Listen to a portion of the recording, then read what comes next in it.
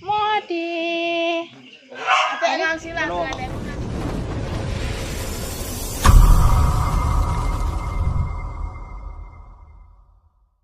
Hello ma'am वसी से अमुका जेन बंद्रा चादरी अखोई मुनागी नहानगी पार्टी दो लोहौदरे अमुका मुंगसी गमु जेन बंद्रा चारानी नहाना संगोम की गतनगा चादब अखोई लोखुना बायना संगोम की पिचरगा लोखवला चाथोले डायलॉग दिल्ली अदा चादब अखोई की संगोम की पिचदना अथुंबा पिचदना मखना लोखुना लोरे मुनाना अदाइदी ngasi na moi yen makong chik tore bafai chik tore moi gi da ngasi am jen chane na mayam sinlang na honari jen di pura ko sa di pura do cham ko tawdri da tilo chana ho ji khoi tilo ko se la ke na ta sa ku hai ti ga mala no kai da pura no ram da pura ram de akhoi gi na haji ai gi hinjang di iron ba tawri iron ba ga kadi ga iron बगा जेरुम तन के जेरुम omelette का चागनी आएगी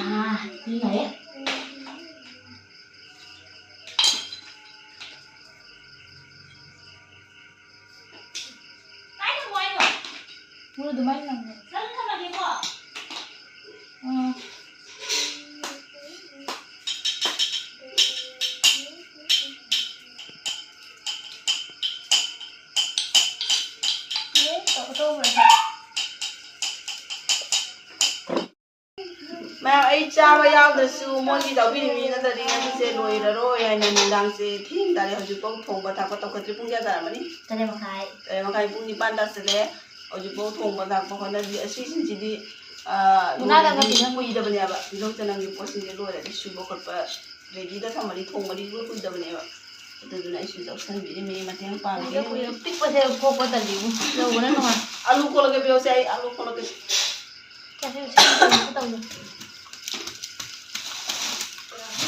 हाँ नते यार करा तो इसी बनम दावला तौरीबा हजी को फजीबा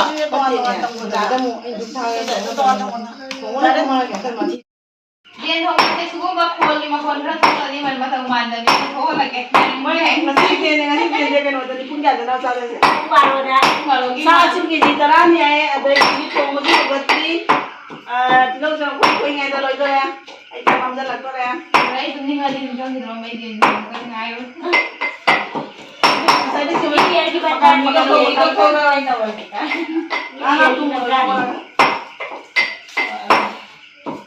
ni rai tre ne da mu ko ni ko ta le da ni ko thaba hala da uri mi da la da uri ba ni ya ma ro to bi office ka ni da ngai re abi je sao me ni loi ko कोई इधर मन में तुम जाओ वाला सारा अमोग जाओ सारे में बैठ रहे हैं थोड़ा ऐसा वो आप मतलब मिंदा सिंह हो गया तो बात करो मिंदा अभी वो ये जान रोगे जान सिंह बोल सिंह का तो सिंह की जाओ हमारा है सिंह में ma'am अमुका nga pure aquarium da ya thambagi fighter fish hujikta purai hangdoktrui hangdo yang lage blue color ma ai hapone siga siga hapa yang lagan ade siga aquarium ma chane aji akoi sa bani aquarium ga loina na lawning asu lawa ya ni hoji sara sara ga pirani ni yang udo chala de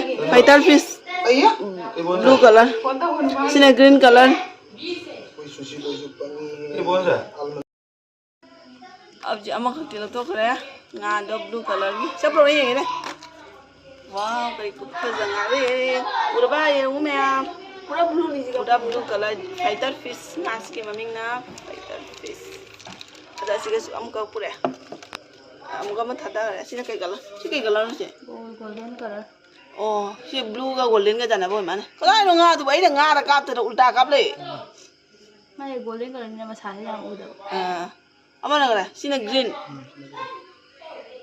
green color ma'am ना आई video सिगी येगा aquarium ꯇꯦꯡ ꯀ ꯀꯣꯟꯅꯅ ꯉꯥ ꯒ ꯀꯣꯟꯅꯅ ꯂꯧꯅꯤꯡꯉꯁꯨ ꯂꯧꯕ ꯌꯥꯔꯅꯤ ꯑꯩꯈꯣꯏ ꯍꯧꯖꯤꯛ ꯑꯗꯨꯝ ꯃꯤꯒꯤ ꯑꯣꯔꯗꯔ ꯂꯧꯕ ꯍꯧꯔꯦ ꯑꯦꯀ꯭ꯋꯦꯔꯤꯌꯝ ꯑꯁꯤꯁꯨ ꯑꯣꯔꯗꯔ ꯑꯃꯒꯤꯅꯤ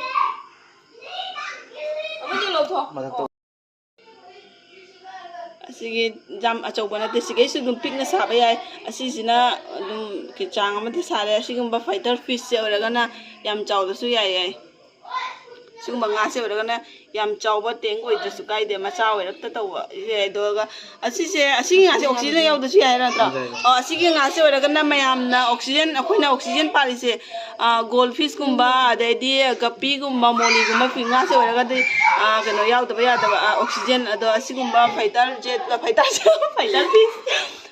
ꯐꯤꯁꯀꯨꯝꯕ ꯕꯦꯇꯥ ꯐꯤꯁ ꯐꯥꯏꯇꯔ ꯑꯁꯤꯒꯨꯝꯕꯁꯦ ꯑꯣꯏꯔꯒꯅ ꯑꯣꯛꯁꯤꯖꯦꯟ ꯍꯥꯞꯇ꯭ꯔꯁꯨ ꯌꯥꯕ ꯐꯖꯕꯗꯤ ꯐꯖꯗ꯭ꯔꯥ ꯎꯕꯗ ꯌꯦꯡꯉꯨ ꯃꯟꯗ꯭ꯔꯥ ꯆꯥꯗꯣꯏꯔꯥ ꯉꯥ ꯇꯧꯗꯣꯏꯔꯥ ꯉꯁꯤ ꯀꯩꯅꯣꯝ ꯇꯧꯗꯣꯏꯔꯥ ꯈꯪꯉꯦ ꯑꯁꯤꯅ ꯒ꯭ꯔꯤꯟ ꯀꯂꯔ ꯑꯁꯤꯅ ब्लू कलर असिना गोल्डन गा ब्लू गा जानबा मागी मसासे गोल्डन गा ब्लू गा यानबा असिना पूरा गोल्डन अरे असिना मु पूरा ग्रीन असंग मुझे फजेगी संग साइड ते मसा थिचन दे जे मसा थिचन अदु पसंद होकन नोले स्ट्रेस त नइथे मसा फलकनी ना मालेम जुबु अपन लगी धमकता मालेम जुबु अपन में अपन मी मिसा कम जगन जगे असोंदा खान सुनी मागी परसेंटेज समले चलो अमु मागी परसेंटेज 94.8 जामना फजना सी पास मार्क ने खन मसु जाय जाम लिखपा मार्क ने अदु अरगसु जारे दुई धमकता होई जेन मजा मसु खरा सिंगे दुम आना के बिजन अबे धमक सिंगे लंगरी लखले अरे जगरी दा बिना अपने दा बिना है ने मोंटी हिस्ट्री का हिंदी फंगे कबाई हम बिना हिस्ट्री हिंदी फंगे ना सॉरी पाई मगी जे खरा यावरे सिगा खरा लइरे येंसे हाय बोय चागी दरे बोय पुरा मगी तयार तौना लोइरे जेकेजी कोनिका क्या ना दिमागी थाव दबो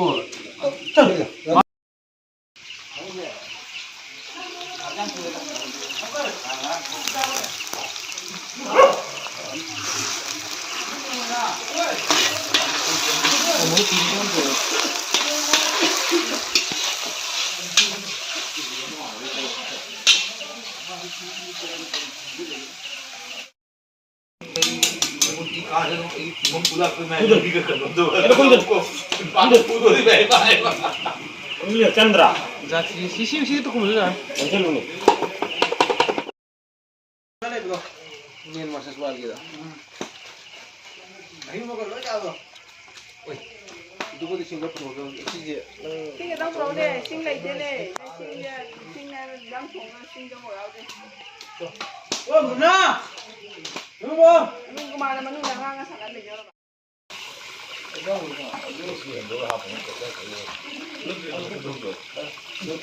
अपन बोलना चिपी चप खरा लच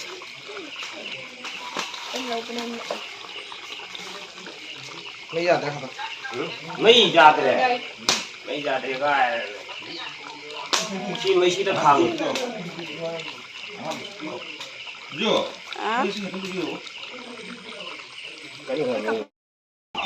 नहीं मई हम मुल्ला ब्रो को मैं लोग चांगी हैं हजिति अखोगिसे अखोगी हिंजागे सोरको मतांग चानिंगा मतांग नि मैम खागे दना दु मई थागली मई सि जाम भजन चाई आई उबुदना हाय तुम जावे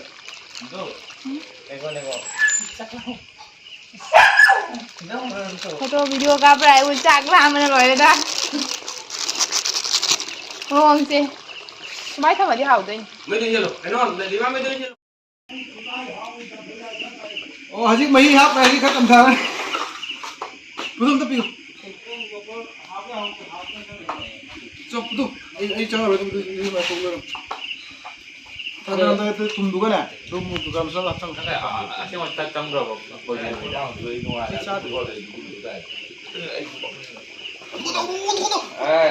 แล้วทำนี่ว้า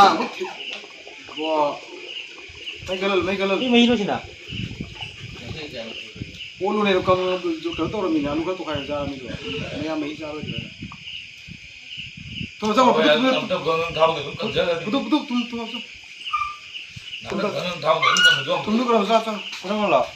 tum도 야인 뻥 아버 아버지 아버 어디 하고 뻥 아버지 저 자는데 좀 mấy cái này 누가 그랬다 누가 맞아 아직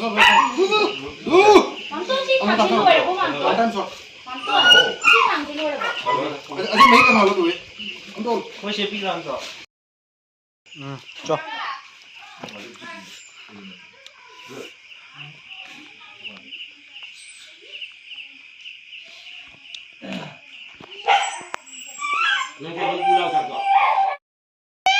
뭐 그만 노래 좀.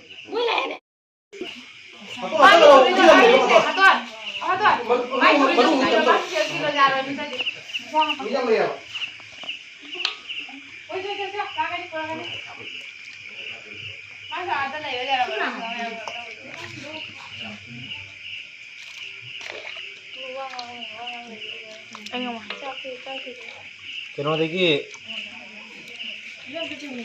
이싱들이 짜나 맞는 말이지. 아니다. 우리가 빨리 먹고 가. tomboy.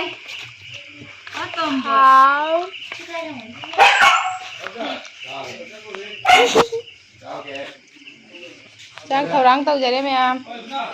Hầu gì line lên na han gì han na ha gì na ha cha ba hầu gì là cái ni hai đi bê xin na Zen Master ni. Xin là cha thì ngay bên thời bị. Nhìn cái gì? Modi. Thank you. Doggy. Udah. Udah.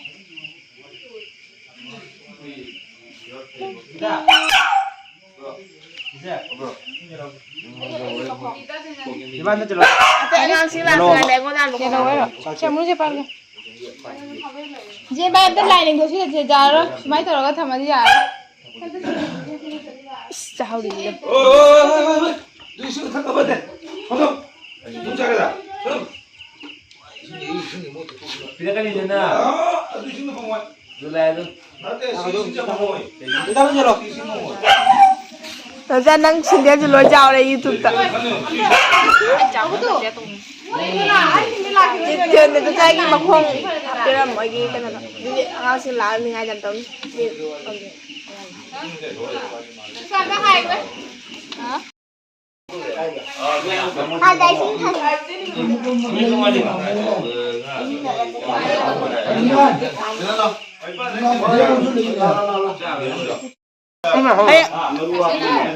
xin hao bro.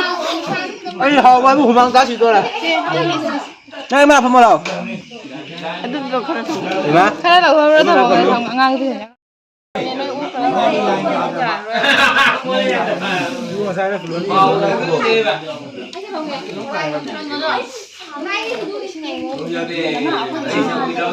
Tụi em đem tay xin anh bác ra đâu mày? Xin anh bạn. Không mấy cái gì nó là cái đó. Với tôi là tao là cái gì video gì? 그냥 얘 그냥 하고 해부 구멍 따위 줘 그런데. Một sạt đề đây này. Một sạt đề đây này. 랑 이거 후발 훈련도 가면 Ô phiên cái nó đây kia mà môn kia cầm đây hay nha cái này. 오케이. Cái này wear xong cái tao ngay này. 가라 장을 날로 뭐 영사 해봐. Cái sao nó thành vào ấy thành lều.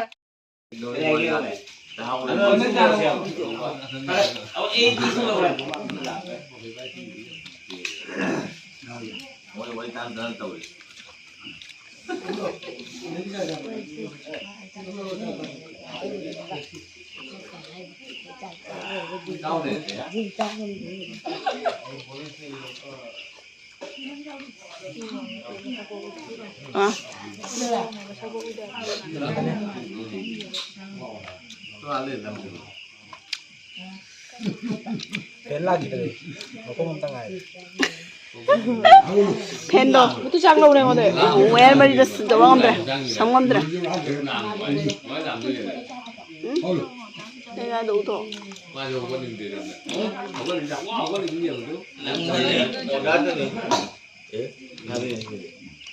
Đâu? 맞아 그럼 돌로 어? 자 이날 롤롤로 anh bạc rồi đang thức kìa anh bạc anh bữa anh đập lại xin à chết chết lo ở bên lo